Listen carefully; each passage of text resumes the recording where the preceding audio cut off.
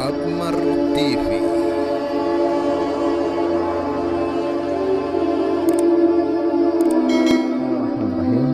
Assalamualaikum warahmatullahi wabarakatuh. Innal hamdalillah wa syukurillah wa la haula wa la quwata illa billah, ma ba'd. Pemirsa yang dirahmati Allah Azza wa Jalla, ada pertanyaan, Ustadz, bagaimana hukum dan tata cara melakukan kerjasama bagi hasil dalam bentuk akad mudharabah? Maka insyaallah akan kami jawab agar kita tidak salah dalam melakukan akad-akad, agar antara sohibul mal dan mudharib itu masing-masing tidak dirugikan dan masing-masing mendapatkan keuntungan. Maka di awal kita harus tahu dulu apa itu pengertian mudharabah.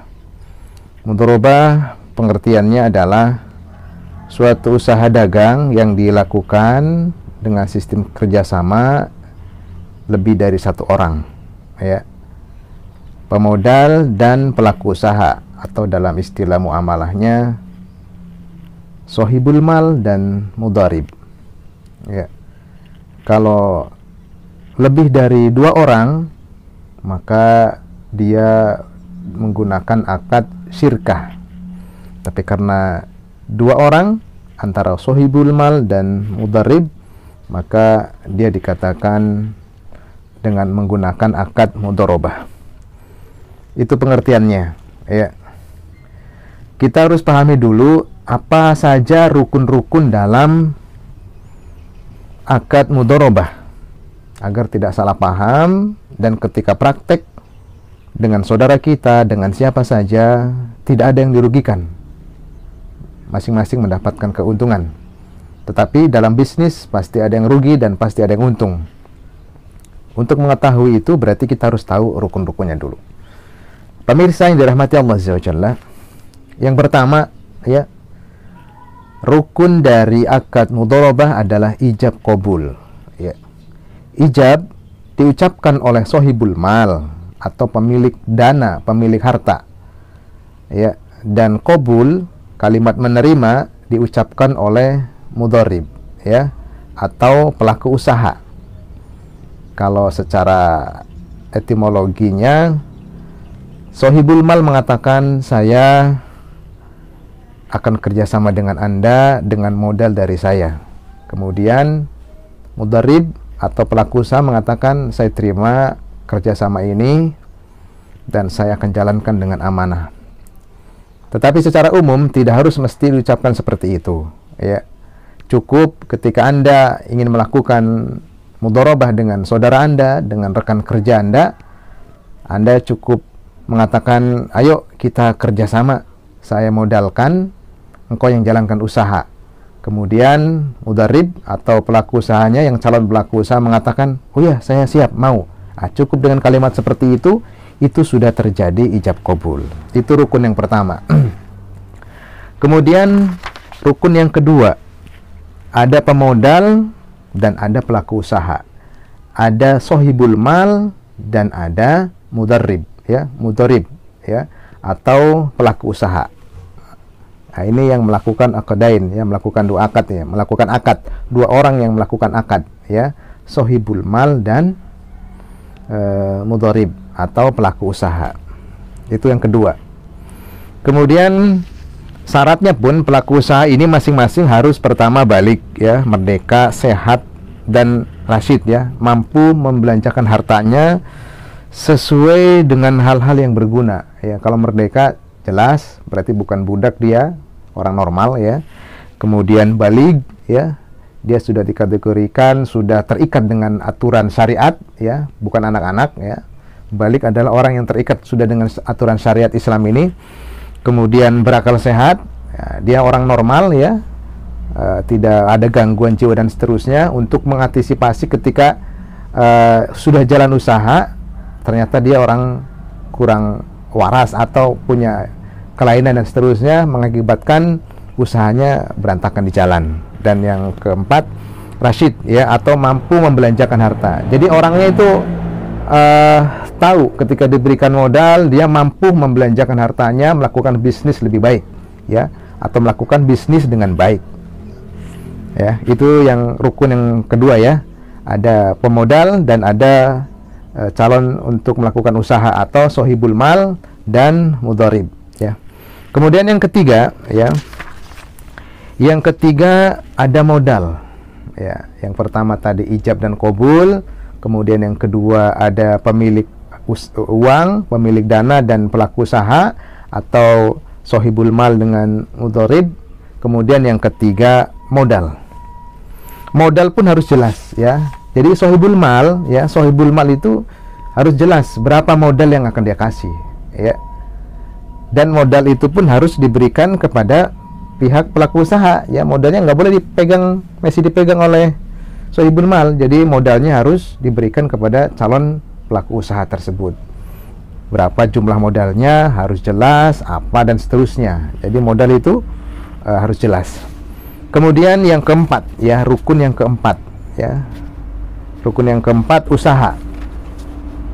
Usahanya harus jelas. Nah, dalam bab ini, dalam akad mudharabah, bentuk usahanya ada dua, ya.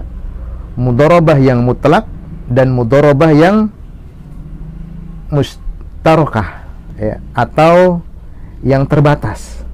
Ini harus dipahami juga oleh para pelaku mudharabah ini, ya. Apa bedanya, ya, mudharabah mutlak atau mudharabah mustarakah, ya. Mutlak ini dia bebas.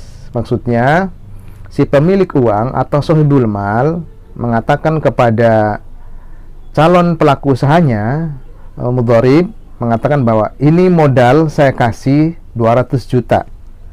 Terserah engkau mau usaha apa, ya. Yang penting saya kasih modal dengan perjanjian yang sudah ditentukan, ya. Persentasenya ditentukan. Apakah 40, 60 atau 70, 30 atau 50.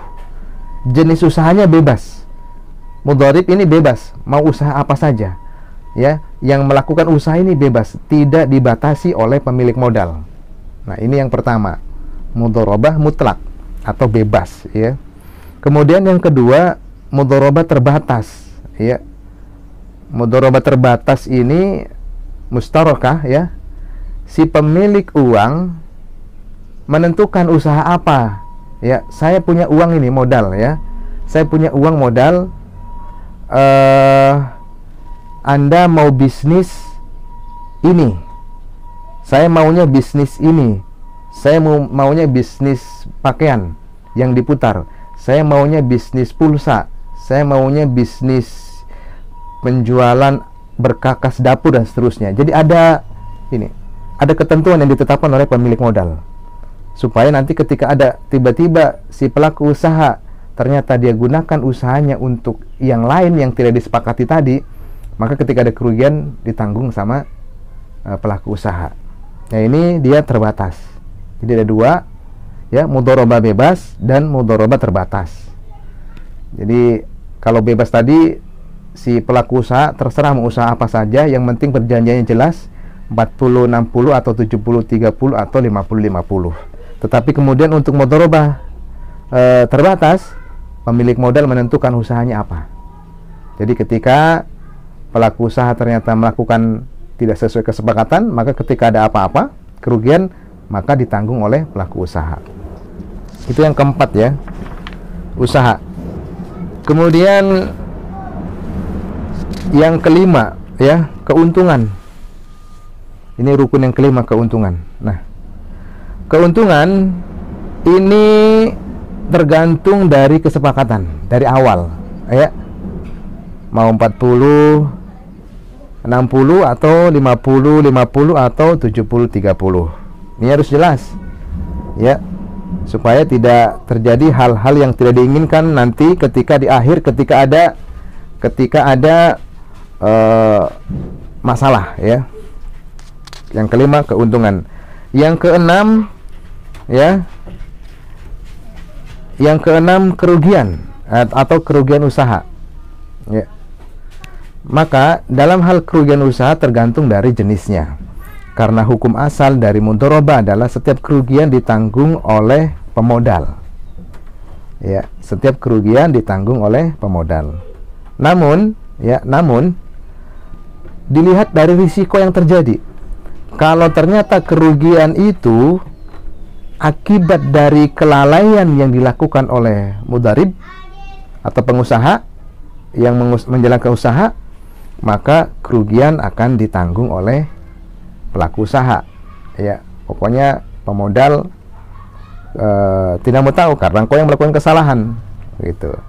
Tetapi jika kerugian ini diakibatkan alam, ya, atau diakibatkan dengan bencana dan seterusnya, maka kerugian ditanggung oleh pemodal.